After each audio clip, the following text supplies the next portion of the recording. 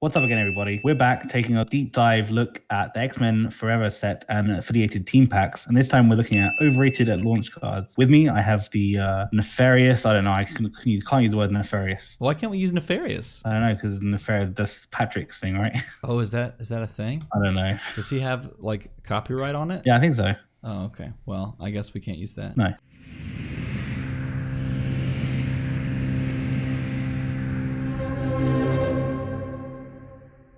All right, so what are we doing? We're doing the overrated cards now? Overrated at launch cards. Yeah, we're taking a look at the top 5 overrated in our opinions, going from 5 to 1. Overrated at launch cards from the X-Men Forever and affiliated team packs. That's X-Force and Dark X-Men. So these are cards that we both think were super hyped up, or maybe we hyped up personally, and then upon playing for a month or so with this entire set available to us, well, I can't speak for Ben, but I know some of these cards that I thought were going to be really good. I have not even pulled out of the binder yet because I realized after playing with portions of the set that, yeah, there's just no way that I'm probably going to use that. I'll just stick with the other things that are really good in this set. Yeah, we've had a bit of time for the set to percolate, right? And these are kind of cards that we thought initially, yeah, these are definite choices that we're going to build around or play with. And then as the kind of set's gone on, I think most of them out of the binder, put them on teams and then just never bought them. Or in one case, bought it and then thought it was really, really bad.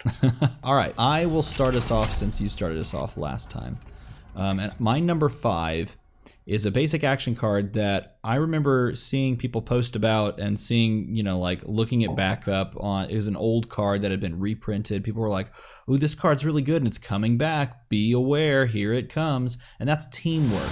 Teamwork is a basic action that says your active character dice get +1/+1 for each of your other different active characters it shares an affiliation with.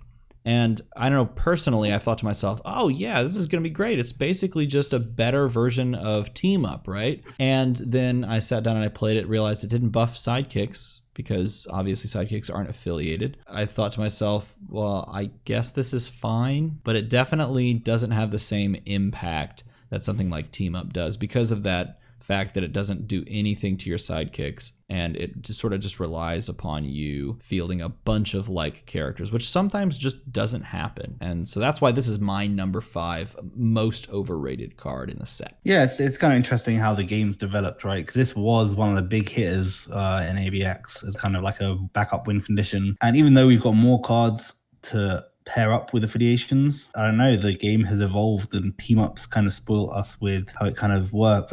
It'd be interesting to see if someone can make this work. Yep. So my number 5 is Cable, X-Force team leader. The 4-cost bolt has Energize. Spin all your character dice up 1 level. If you have an active character with Energize, Cable is free to field. And I don't know what it is about this. I think it's a fielding cost, even though it's free to field sometimes. I mean, the stats are okay. The fielding costs are terrible. And I guess they're just, especially in set, there's just a bunch of better 4-cost bolts. Maybe that's it. And then, I don't know, spin all your active character dice up 1 level should be a really strong effect, but there isn't that kind of blanket reason to spin them up. I think that's the biggest thing. It's like, so if I need to spin up all my active character dice 1 level, like I could put this on there certainly, but outside of an energized team or like an awakened team, which you don't exactly see a bunch of running around out there, outside of those things, what's the point of spinning up your characters? You push a little bit more damage. Some things may matter. Yeah. Again, maybe it's something to do with that teamwork kind of idea that I was talking about, where it is just fashionable now or necessary now to field a bunch of sidekicks. So you kind of always have the blockers. So the statted flip up is not that useful anymore. I don't know. Maybe there's something down the line that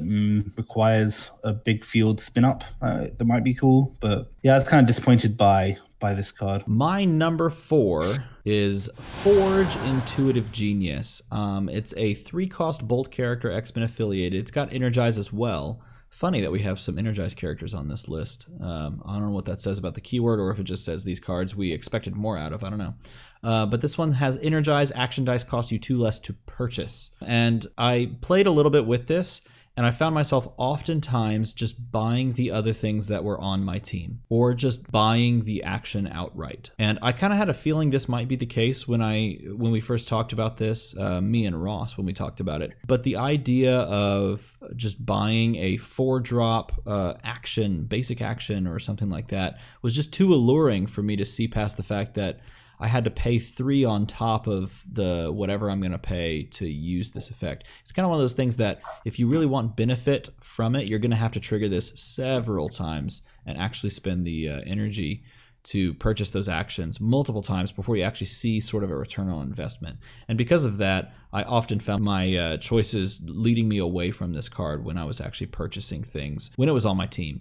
And that's not something you want to be including it on your team if you're not going to actually buy it. So this one for me is definitely overrated for me at number 4. This card, I almost put it on my overrated list as well, actually, because I tried this card out on a uncommon Mjolnir team, which requires bolts, and it's a 5-cost action that deals damage 4 bolts in your reserve pool. Tried it, rolled 2 of the forges on turn 3, hoping to buy just a bunch of Mjolnirs for 1 cost each. And they rolled. I bought a bunch of Mjolnirs with the energy, which is great, right? Because you roll it on the belt, so you have the bolts to spend, and then it just clogs your bag. Just dramatically clogs your bag. Or it doesn't roll and you have to pay to field it, and it's just a bit of a pain to get out of the field on that top face with your pain field. Yeah, I agree. It's very poorly statted, particularly with purchase cost. So then you run it with like Malekith Global, but then your Malekith Global does the same job as this. Maybe back when Blue Eyes was a thing, this might have been in Golden. This might be a thing. I took it off the overrated list because I have hope that this could become good. Forge could become good. All right, what is your number 4 slot? So this is a very personal choice. So this is Blink Down the Rabbit Hole. 4-cost mask. When Blink is blocked, remove her from combat and deal 1 damage to the defending player. I don't know. I have hope. I had hopes for this card. I like Blink's stats. I like 0/1/1 fielding. What has replaced it, and we talked about this in the underrated list, was magic, really. 4-cost mask as well. So my idea with Blink was to flip with stats with a Bizarro Global. So you kind of attack with Blink. They don't block. You spin up and you flip the stats and do 3, 3, or 5. Or they do block, then you remove from combat and deal 1 damage. Kind of the inverse infiltrate. It's too expensive. 4 cost is just too expensive. I'd hoped it wouldn't be, but yeah, this at like a 2 cost or maybe even a 3 cost, I would be all over it. But this is a personal, I overrated it. I wanted it to be way better than it is. My number 3, and this one is an interesting one. I remember spoiling this card on a video, and I thought little of it at the time, and then people posted in the comments like, oh, it totally does this one thing. And I thought, oh man, I totally overlooked that. This card's gonna be great. And maybe it still will be. Depending on how the meta shakes out, but with so much burn, I might as well just tell you the card. Mastermind Probationary Member, a 3-cost shield character, double affiliated with the Hellfire Club and Villain affiliations, 012, 013, 114 stat line, and he just doesn't take damage during combat. And at first I thought, well, that's great, but it can be removed beforehand, it can be removed on my opponent's turn, that sort of thing. But then people pointed out, if it survives the main step for your opponent and they want to push with like a Mr. Fix-It, then you can just always block. Or if it survives Breath Weapon against a dragon, then you can just always block, and that's great. The meta is in such a place with so much burn damage that this just doesn't really have a place. It can easily be removed by pinging it a few times with Magic Missile Global and stuff like that. And those things don't really look like they're going away too much. Yes, the Atom and Energy Field Global thing just got a hit. But I mean, burn damage is burn damage, and it's pretty fast in general, no matter what team you're running. And this does not stop that in any way, shape, or form. So this one is very much overrated, in my opinion, at number 3. Ultimately, the static field global just kind of does the same job that much better. Exactly. Great point. My next card is Sunspot Lord Imperial. So he is a 5-cost bolt, and it says when Sunspot is damaged, corrupt 2. I think corrupt is just a bit jarring right now. This is in theory good card. It's just too expensive, I think. It's just difficult to get out to affect your opponent when corrupt could affect your opponent, which is kind of turn 3, turn 2, turn 4. That kind of early game is when you want to be corrupting your opponent. And then, I don't know, it doesn't affect your opponent enough, I found. The Tabaxi Rogue kind of combo with it has kind of been a bit disappointing for me. I think the Instant War kind of does the job of it itself. And yeah, I'm just a bit disappointed with this card. Okay, my number 2 is Blob Frederick Dukes. So he is a 3-cost mask. He has Intimidate. Blob may only use Intimidate on Psychic character dice. Blob's Intimidate ability affects all opposing character dice. Blob gets +1 attack for each Psychic character dice affected by Blob's Intimidate ability. This is just kind of a whiff for me. Really, really, really disappointed by this. It reads like it could be really strong until you realize that the +1 attack it gets is really pointless because you can't stat flip it, and actually it just makes it harder to KO. So the idea with this card, in my mind, was that you Intimidate, clear out the field, swing with Blob, stat flip him, so he becomes a really massively beastie guy.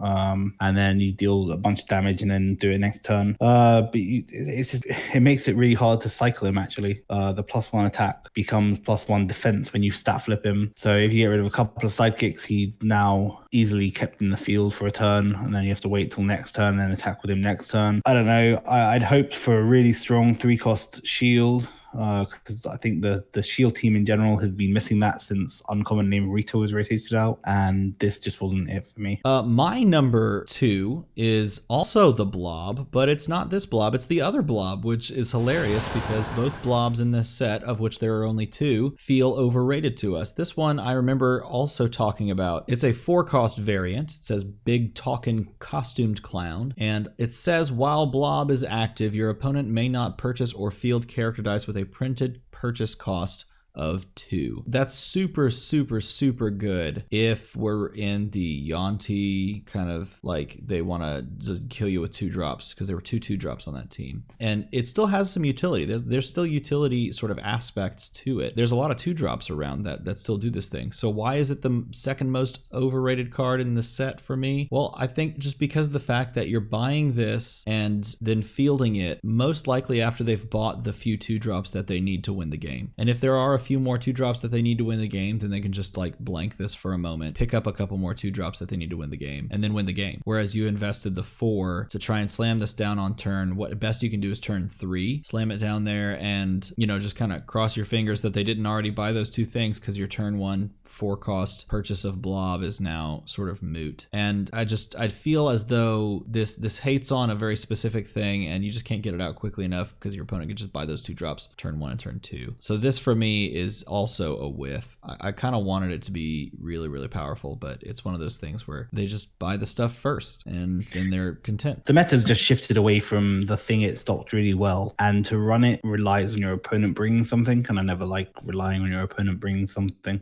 Ooh, great point. So my number 1 is Deadpool. We are X-Force. It's a 4-cost fist. When Deadpool is blocked, he gains +3 attack and Overcrush. It is global. Pay a fist, deal 2 damage to target blocking character die. Wow. I don't like the timing of this card at all, which I did not realize when I read it. I think it's still a good card. I think you could play it and it would be okay. But in my mind, this was like, this is the best new overcrushing win con. This is the new kind of big hitting, new fix it. You can buy a bunch of these early game and just swing with them, win. My biggest thing is I don't like the flexibility of you have to commit to flipping his stats before you attack. That timing of it, because the block happens before you flip and the +3 happens, is really, really jarring. You can't do kind of cool combat tricks with it. And I don't know, this was a big hitter card that made everyone excited at launch, or at least made me excited, and it just fell really, really flat the couple of times I played it so far. Why would you? Yeah, I just don't like because you have to stat flip it, otherwise the +3 attack only goes to his 2, 2, or 3. Right. So you attack with it, right? Yeah. You don't stat flip it. Your opponent blocks. Yeah. That's when he gets the +3 attack. So his +3 attack is now. Okay, I see what you're saying. If you then stat flip it, you stat flip the +3 attack back to his defense. He's still beefy though. Yeah, it's not the same power as I wanted it to be, right? Sure. I wanted it to be the 10 attack. overcrushing character guaranteed every time, and it wasn't that. I mean, you can also stat flip it before the push, and Yeah, then, which you have to do, which is not bad, but it leaves him open to stuff like pinging ping, out. Yeah. and it means you've kind of given your opponent a heads up on what you're going to do, right? Sure. I think that's the important thing. It's okay. I know James from Dice Masters, James Zach is trying to do something with it in Golden Age. I don't know. I'm just disappointed by this card because it could be so good. I just don't like the fact that it's kind of a combat tricky card where you can't be tricky with it. That's a good point. That's a very, very good point. All right, my number one is one that I'm really sad to say is my number one. I probably should put it in a different spot, but I'm going to hold fast and put it at number one because I agreed with everything that you said previous when you put it at your number three, and that is Sunspot Lord Imperial. It is just too expensive to make work as a win condition because you have to both buy this 5-drop and buy the 3-drop, and outside of the slight upside of also messing with your opponent's bag in a way, you can pay 3 for an instant war, mess with their bag a little bit, and deal 3 damage as well. There's a slight upside that you're corrupting versus pulling sidekicks out of their bag, but you're paying so much more for this versus that, and you're dealing 3 damage with instant war versus the 2 damage that you do each time you ping this. So you're really gonna have to invest in this because you're pinging it with magic missile as well, which is energy every time you spend it. Every time you roll it, you have to spend it to deal that damage. So there's just a lot of moving parts, and it is very, very fun when you actually get the thing set up and get to do it, but it's not super duper competitive. It's definitely more for just like jump on this team, randomly between like super competitive matches or something like that, where you're just going to have a little bit of fun rather than, try to rush people down. And those games are oftentimes extremely fun, so I encourage you to do that. But if you're thinking of like putting a team together and trying to win every game with that team, this is just not feasible in that sense for a win condition because it's just too expensive. Yeah, I think we both thought this card was going to be competitive. I think I was a bit less jazzed about this card than you were, and I think that's kind of why you put it number one, I put number three. But yeah, it's kind of like an ability that should be competitive because it's kind of a thinky, why is this ability good? Because you know how to play the game competitively and you're kind of messing with bags, and that is really powerful competitively, but then it's too expensive to be played competitively, so it becomes kind of like this mid-tier card, which people are kind of like, okay, but I don't really want to think that hard in a casual kind of game. That's an exactly perfect way to describe that card. It's like it rides that weird line, doesn't it? Mm-hmm. And there's been a lot of cards in the past that have ridden that line and just not really ever seen their time because it's either, like you said, too thinky, but not cheap enough or fast enough in the high competitive. And I feel like that's exactly what this is. Unfortunately, that is my number one. Yeah, I would love to have seen this card on like a Mastermind statted 2-cost character or something, A True. beefy defense, rubbish attack, but really cheap. You mean like a Sage? Yeah, but the pinging, I like that. I like the being trigger. I think the problem with Corrupt in general, I think Corrupt has been overrated a little bit by me especially. I thought it was going to be really strong, but I think none of the abilities kind of trigger when I want them to, and this is the ability that does trigger when I want it to, but it's on the most expensive one. Yep. Yeah. So I'd like to see them have another go at Corrupt, but on slightly cheaper or slightly easier to trigger abilities. So that rounds out our top 10 overrated cards at launch. Some of those we shared, some of those were unique to our own lists. Again, throw a list in the comments as to what your top 5 most overrated cards in this set. Maybe a card that you looked at and you glanced and you said, oh man, this is going to be insane. And then you played it and you realized, oh man, this is really mediocre. Because that's how we built our lists. So let us know in a comment below what you thought about these and tell us yours as well. As always, thanks for watching.